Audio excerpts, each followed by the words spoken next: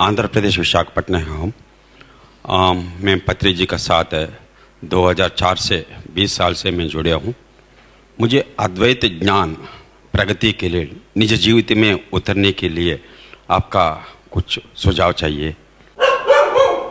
अद्वैत ध्यान में यही है, साक्षी भाव से शुरू होगा, फिर साक्षी भाव शांत होने पर अद्वैत ही रह जाएगा।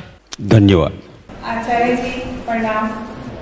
मैं प्रश्न एक सबकी तरफ से आपसे पूछना चाहती हूँ कि ध्यान करते हैं, साधना करते हैं, हर कोई साधना में आगे बढ़ना चाहता है, लेकिन पत्री सर बहुत बार ये कहते थे कि साधना का जो आप रास्ता पकड़े हो तो उसमें आपके आहार का बहुत बड़ा योगदान है, भोजन आहार का। और आज हम इतनी सुविधाओं में हैं कि फ्रिज में रखा, बना के रख दिया, 2 दिन 3 दिन पड़ा रहा, खा लिया, माइक्रोवेव का यूज किया, हमने लाइफ को इजी तो कर लिया है सुविधाओं से।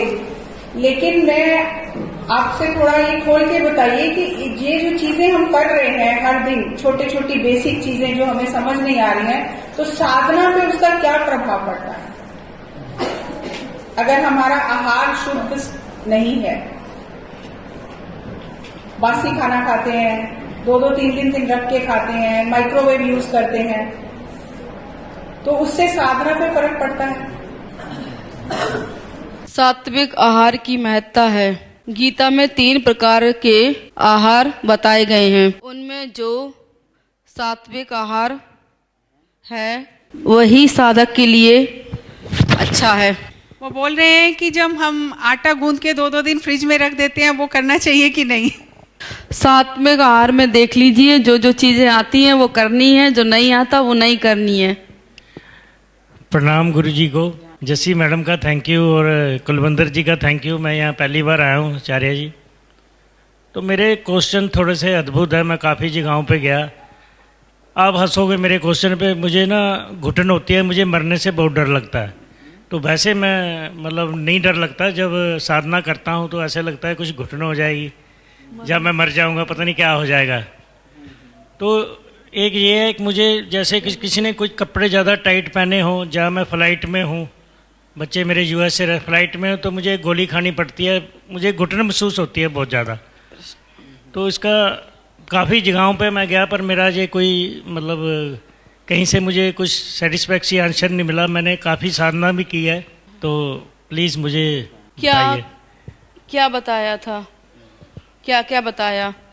डॉक्टर ने बोला भी आपको कुछ फोबिया है, कुछ लिफ्ट से कुछ डर लगता है, या कुछ ऐसी चीज़ों से मुझे घुटन होती है। तो जैसे किसी बच्चे ने कपड़े टाइट पड़े डाले हों तो भी बहुत घुटन होती है। वैसे मैं कभी रूटीन में 4 बजे उठता हूँ शुरू से, लेकिन थोड़ी देर के लिए ठीक हो जाता है, फिर थोड़ी देर के लिए फिर वैसे ही हो जाता है, फिर ठीक हो जाता है, फिर वैसे ही हो जाता है। ये कई 10 साल से हो रहा है। मरने से डर लगता है? हाँ, मुझे लगता है मैं पता नहीं मर जाऊंगा, पता नहीं कहाँ चले जाऊंगा, कैसा हो जाएगा, घबराहट हो जाती कई बारी। यही असली बात। वो काफ़ी लोग बात आने से डरते हैं, पर मैंने सभी जगह बताया, पर मुझे आज तक आंसर नहीं मिला। जैसे मैं टाइट कपड़े पहनता हूँ तो भी मुझे घुटन महसूस होती है। अगर मैं बड़ी कोई हल्के कपड़े में रात को लेके सोता हूँ। वैसे मरने से तो अधिकांश लोग डरते ही हैं, सबको काल ही तो डर है सबका। आप ओम बोले।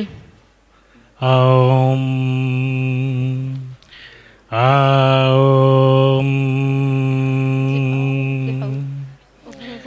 ओम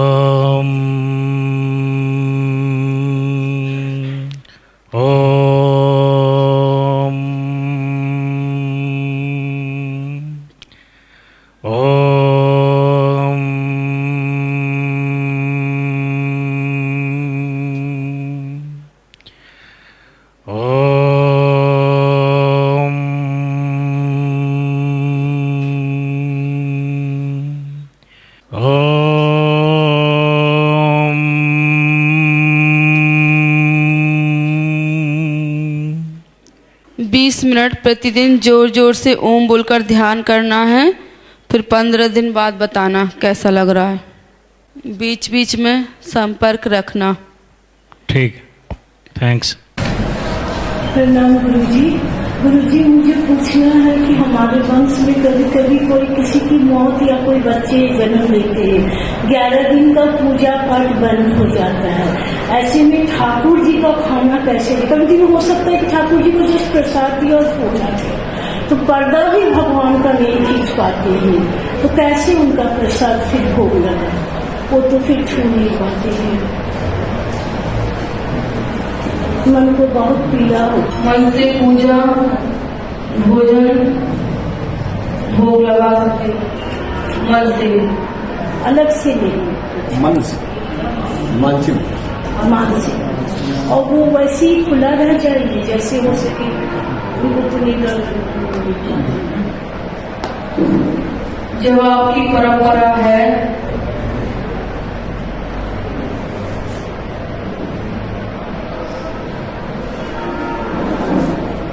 कि मूर्ति को छूना नहीं है,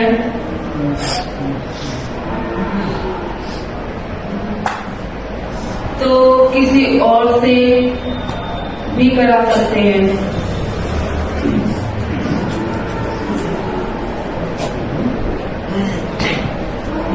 समझ में आ गया?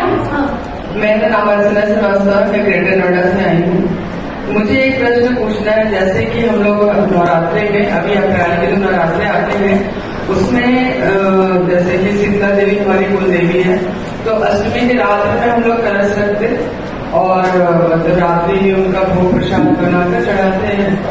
तो निरंतर ये हमारे घर में, जैसे कि बनारस में मेरा ससुराल है, तो वो लोग नियमित रूप से करते आए थे। तो मेरी जेठानी कहती थी, वहाँ का परंपरा था कि या तो बड़े बहू करेगी या छोटी बहू, तो उनको कैंसर हो गया, फिर उन्होंने ये चीज को छोड़ दिया और छोटी ने नहीं किया। तो मैं भी इसकी हूँ, तो मैंने कहा कि माता की पूजा है, घर की पूजा है, तो मैं इसको स्वीकार करती हूँ।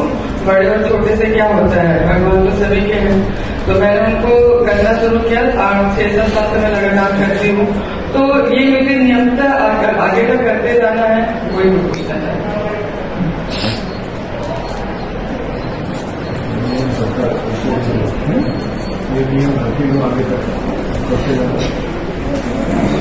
तो उसमें कुछ करने से कि ना, वो कुछ मीठे प्रसाद बनाते हैं और उनको भोग लगा, मतलब कलश के पास ही घड़े में चना डालते हैं, पानी और आम का पत्ता, और साथ में सिर्फ वो पूरी हलवा बनाकर वहाँ रखनी है। इसको ना वो बात पूजा भी बोलते हैं। करते रहना ही ठीक है।